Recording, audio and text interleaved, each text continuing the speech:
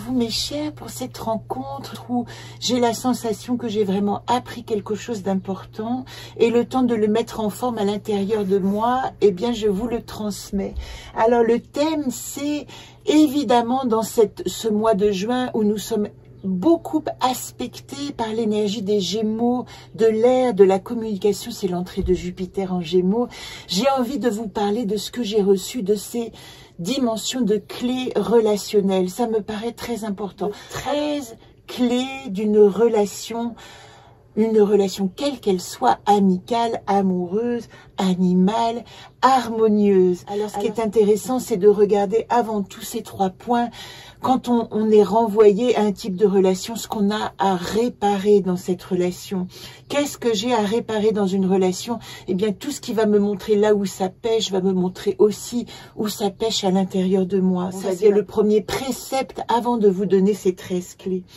La deuxième chose, c'est que ces 13 choses à éviter dans une relation que je vous donne, elles ne conduisent pas forcément à une rupture de la relation. Elles ne disent pas « Oh, tu vis de l'irrespect, donc tu dois te débarrasser de cette personne ».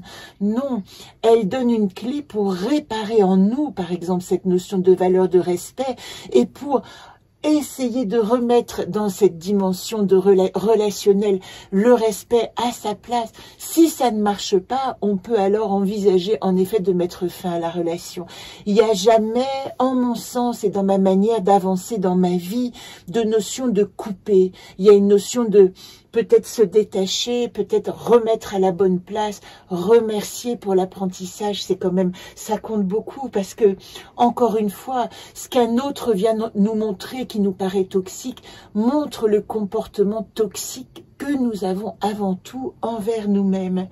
Ne pas prendre parti pour le tout, c'est le mot-clé de ces 13 clés que je vais vous partager aujourd'hui. Ça vous permettra simplement de reconnaître où est-ce que vous pouvez peut-être faire un petit saut quantique de la conscience et changer votre comportement.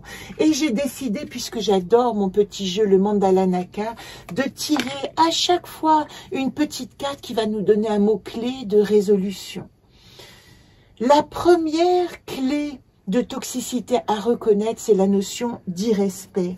Et évidemment que en face de cette notion, si vous vous sentez pas respecté, eh bien, ce que vous allez activer comme clé relationnelle, c'est de regarder où se trouve le respect. Tout de suite, avec Olaf, regardez, ici, j'ai tiré, associé à cette première clé relationnelle, le secret. Cette phrase, c'est « Au cœur de mon être réside la connaissance ». Il se trouve que, voilà ce qu'elle dit, cette carte associée à cette notion d'irrespect. Si je ne suis pas respectée, c'est que je ne me suis pas respectée moi-même.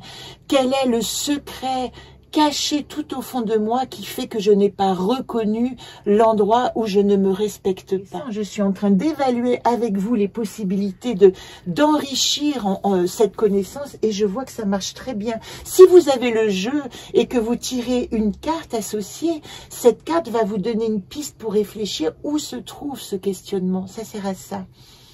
Deuxième, toxicité émotionnelle, le mot-clé c'est est-ce qu'il y a un abus émotionnel? Est-ce que vous vous sentez abusé dans votre capacité à donner de l'amour et vous sentez que quelque chose n'est pas clair?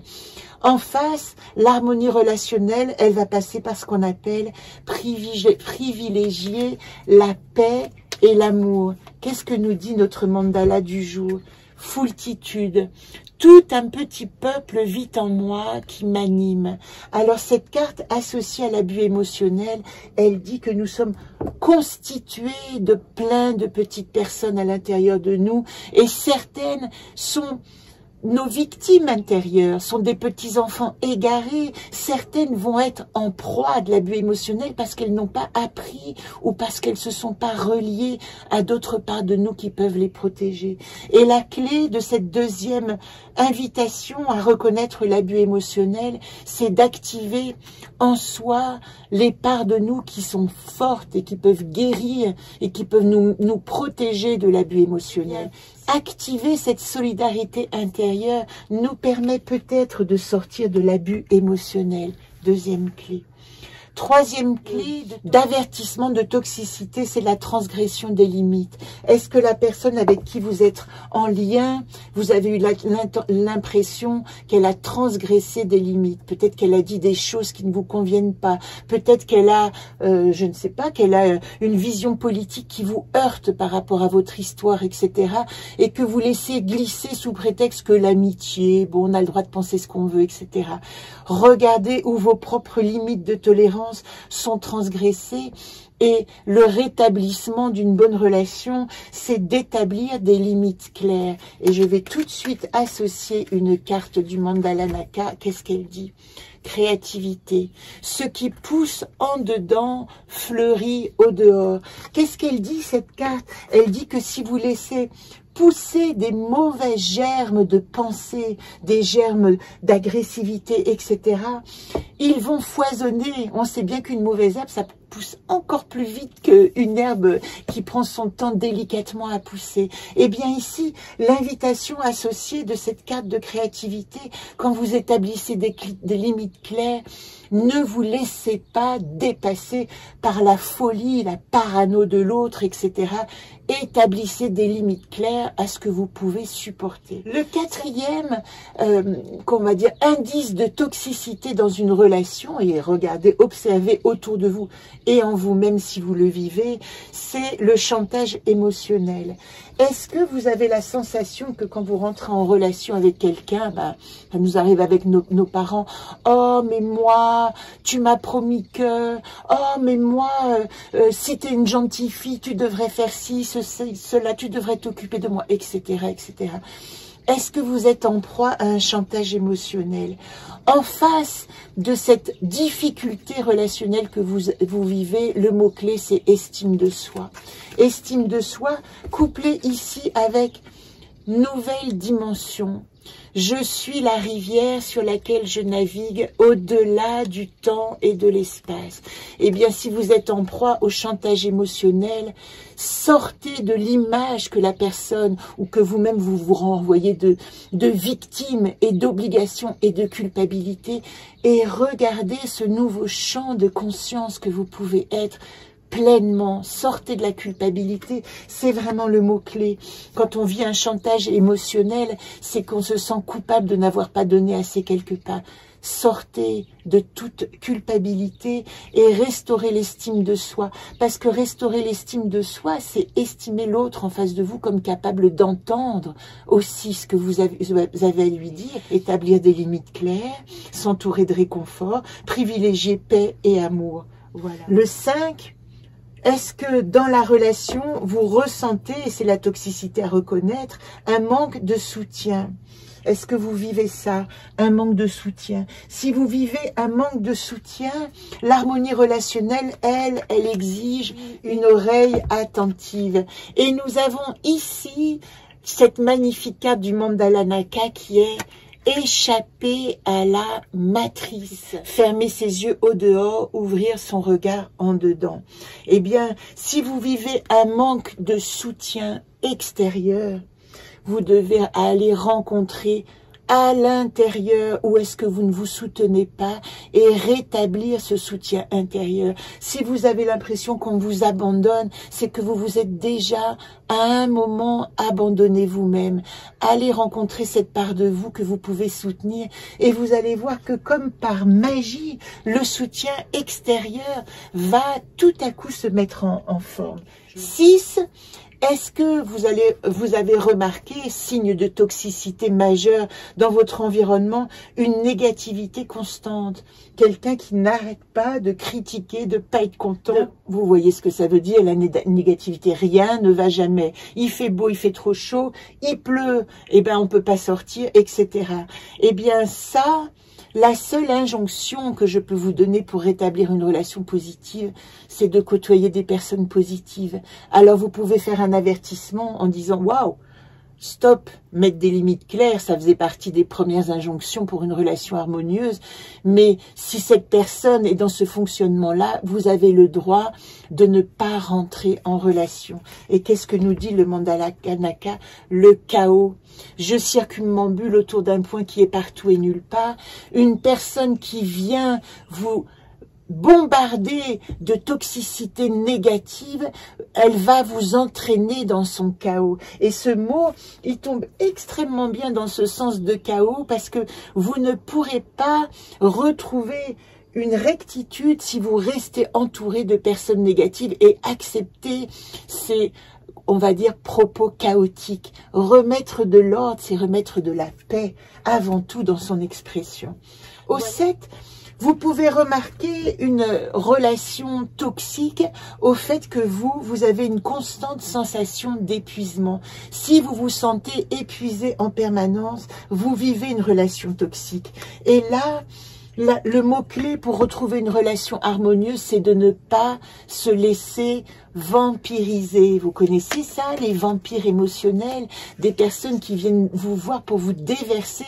Alors ça fait partie aussi du précédent, mais là le symptôme, c'est que vous, tout à coup, vous avez plus de barrière et vous vous sentez épuisé quand cette personne repart.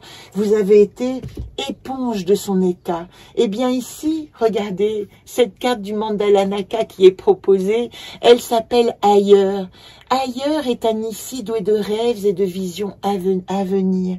Et quand vous êtes en proie à des personnes qui vous épuisent, eh bien sachez que vous devez changer de lieu pour ne pas vous laisser vampiriser. La 8e, le symptôme d'une relation toxique, c'est que vous allez remarquer que vous avez une perte de confiance. Comme si tout à coup, même si vous aimez cette personne, des promesses ont été brisées. On vous a parlé de quelque chose et puis vous remarquez que la promesse n'est pas tenue et peu à peu votre confiance s'émousse. Vous essayez de garder le lien, mais vous avez perdu confiance. Une relation positive, elle vous permet d'activer plus de confiance en vous. Et ça, c'est une clé relationnelle que vous devez activer et vérifier quand vous êtes en relation avec des personnes. Et regardez ici, la Mandala Naka associée soin. La guérison commence par la reconnaissance de la blessure. Ici, si vous avez remarqué que vous avez été blessé par quelqu'un qui vous a trahi, vous devez regardez cette blessure et après vous allez décider. Vous pouvez pardonner, vous pouvez mettre à distance, vous pouvez en parler, vous pouvez aller essayer de comprendre en parlant à d'autres personnes, mais il y a un travail à faire quand la confiance a été émoussée. Ça, c'est évident que pour vous régénérer, et c'est lié aussi à cette notion d'épuisement, eh bien vous avez le droit de choisir des relations privilégiées qui vous nourrissent. Et sachez que dans une relation positive d'échange, quelle que soit sa forme, avec un animal y compris, la confiance, c'est le fondement d'une relation. Et rechercher autour de soi des personnes fiables, qui n'abusent pas de notre vulnérabilité, fait partie des clés relationnelles. Nous arrivons à la 9e toxicité à reconnaître, c'est quand vous êtes ignoré, on appelle ça ghosté, quand tout à coup la personne ne répond pas, ne répond plus à vos mails, au lieu de vous dire j'ai pas le temps, pardonne-moi, je vais te répondre plus tard, tout à coup elle vous bloque, ou elle vous ignore, ou elle disparaît de votre vie, ou elle vous met de côté quand elle a autre chose à faire. Et ça peut pas être excusable par oh bah mes amis ne te conviennent pas, donc je t'ai pas invité. Non, il y a quelque chose à voir ici. Pourquoi est-ce qu'on me met à l'écart? Parce que ça peut créer un écrasement de notre ego positif, de ce besoin d'attention qu'on a pour exister, de reconnaissance positive pour donner le meilleur de nous-mêmes à l'autre. La clé d'une relation harmonieuse par rapport à ce phénomène qu'on appelle d'être ghosté, c'est la réciprocité de l'attention. Et je tire une Mandala Naka pour essayer de vous approfondir. Oh ben c'est trop beau, regardez cette carte, le grand jardin. Je suis aux 4 coins du monde, la pomme du même pommier. Qu'est-ce que ça veut dire? Ça veut dire que quand je suis dans un environnement, l'autre qui est en face de moi doit me reconnaître comme appartenant à son jardin. Et quand de temps en temps, il n'y a pas de place pour moi, il suffit de le dire gentiment, il suffit de dire « Ah, waouh, je suis occupée ailleurs, je reviendrai. » Mais tu existes quand même dans mon cœur. On peut le dire ça. La 10e toxicité à reconnaître dans une relation, c'est quand nous avons la sensation que nous ne vivons pas de croissance personnelle. Quand nous sommes peut-être pris dans un piège de la routine, quand tout à coup nous avons un petit peu peur de changer parce que ça va nous déranger, quand nous avons une sensation de stagnation. Ce qu'il faut activer, la porte qu'il faut ouvrir, c'est la dimension de catalyseur de croyances personnelles. Une relation, elle doit vous faire grandir parce que c'est notre évolution. Et regardez, ce que j'ai tiré pour accompagner cette notion, c'est le symbole homme. Le symbole relie le visible à l'invisible. Eh bien, prenons l'autre comme un symbole de notre clé d'évolution. Même quand les gens sont diminués, sont fragiles, nous pouvons toujours trouver une clé ou un moyen d'évoluer avec eux. Non pas d'involuer, de rentrer dans leurs blessures, mais de grandir à leur côté et du coup de les faire grandir. Et pour ça, quand vous avez plus de possibilités de rentrer en relation parce que l'autre est trop down et vous avez envie de l'aider, utilisez les mondes symboliques, utilisez, c'est ce que nous dit le symbole homme, un langage qui va permettre d'aller au-delà de l'état dans lequel vous êtes et qui va donner des clés. Tout à coup, une plume sur le chemin redonne espoir, un oiseau qui vient se percher devant la fenêtre, un chat qui vient vous accompagner pour tirer les cartes, c'est tellement important pour moi dans cette dimension relationnelle que Olaf soit là pour que nous parlions ensemble. Et regardez comme il est tranquille, comme il m'accompagne avec tranquillité. Le 11e signe de toxicité relationnelle, c'est la différence irréconciliable.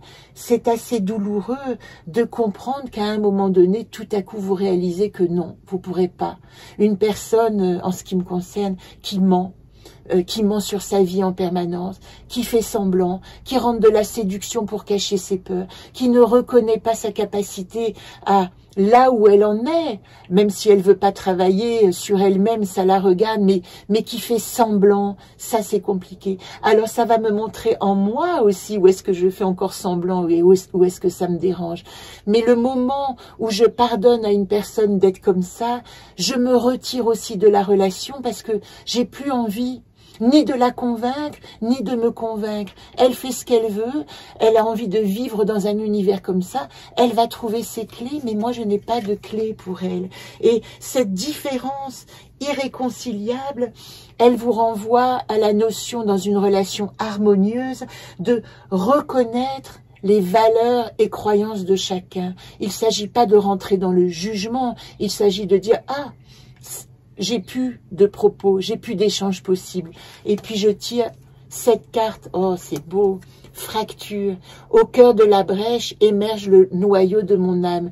Et vous voyez, si vous devez renoncer à une relation qui justement éteint votre âme, ça va faire émerger le noyau de mon âme. Ça va me dire, ah bon, eh ben si tu le supportes pas, ce comportement, fais en sorte que toi tu sois irréprochable et ça va me grandir. Et merci pour la leçon, mais non à la proximité relationnelle. La 12e, c'est si je ressens à côté de l'autre un sentiment d'inconfort et d'anxiété, il y a vraiment quelque chose à comprendre de très important. Tout comme pour la précédente, vous pouvez avoir une empathie et une compréhension vers les visions de l'autre, apprendre aussi le compromis, ça c'était la leçon de la précédente. Pour cette notion de sentiment d'inconfort et d'anxiété, il va falloir surmonter sa peur du conflit et remettre la relation à sa juste place. Ça veut dire que si je ne me sens pas bien quand l'autre est là et que je me sens en danger, eh bien, je dois surmonter ma peur de ce conflit et dire non, je me sens pas bien, je ne peux pas rentrer en relation tant que je me sens en danger avec ce que tu me dis ou la manière dont tu te comportes. Et si cette personne ne comprend pas que là, elle vous a mis en danger, eh bien, il est nécessaire de prendre une distance indispensable pour notre propre qualité personnelle, notre propre respect personnel. Et vous voyez, c'est incroyable. Le mandala Naka que je tire associé, Il s'appelle décalage. Quand il y a un tel décalage, ça peut pas fonctionner. Mais, nous dit cette carte, en déplaçant mon regard, je rencontre le hasard. Et prenez le hasard comme un mot de synchronicité, de sérendipité. À ce moment-là, ce que cette personne me montre, c'est que je ne suis pas au bon endroit, au bon déplacement, avec la bonne personne. Et si j'entends ce message, eh bien, peut-être que je vais complètement revoir ce que je suis en train de faire et aller dans la bonne direction. Et peut-être aussi au bon rythme qui me convient. La 13e, c'est le manque d'engagement. Ça veut dire et ça veut rien dire, mais le manque d'engagement, c'est quand vous sentez là où c'est important pour vous, là où le lien est fort et que en retour il n'y en a pas, eh bien il faut se poser des questions si est-ce que la relation est à sa juste place. Si vous voyez que il y a un endroit où l'engagement est fort et que il y a une possibilité vraiment d'échange, ça sert à rien d'arrêter la relation. Tout ce qui va être intéressant, c'est de remettre la relation à sa juste place. Et remettre la notion à sa juste place, c'est se dire, bon, je vais arrêter de demander à l'autre un engagement qu'il ne peut pas me donner, mais je vais reconnaître là où il me donne un engagement. C'est la 13e clé, alors je vais voir à quoi elle est associée tout de suite, de cette notion de manque d'engagement. Elle est liée à naviguer à vue. Vogue, vogue, ce petit navire, sur l'océan du temps qui connaît l'issue. Et vous voyez, dans cette notion d'engagement, si vous êtes vraiment aimant de l'autre, c'est ça une relation aimante, vous allez accepter de le mettre à une certaine place, vous allez libérer la place qu'il n'a pas envie de remplir, ça c'est très intéressant, pas forcément par une autre relation, mais peut-être que quelqu'un qui veut pas vivre avec vous, il va vous donner la capacité à rencontrer votre solitude et à vivre avec vous-même, et que c'était ça le cadeau du non-engagement, et que naviguer à vue, c'est peu à peu, avec les engagements qui fonctionnent, d'autres engagements vont se superposer. Et je veux juste conclure en vous disant ça, c'est que ces clés qui vous montrent la toxicité, elles nous invitent d'abord à regarder où nous sommes nous-mêmes, des personnes qui empoisonnons la relation avec nos attentes, et comment nous pouvons faire simplement pour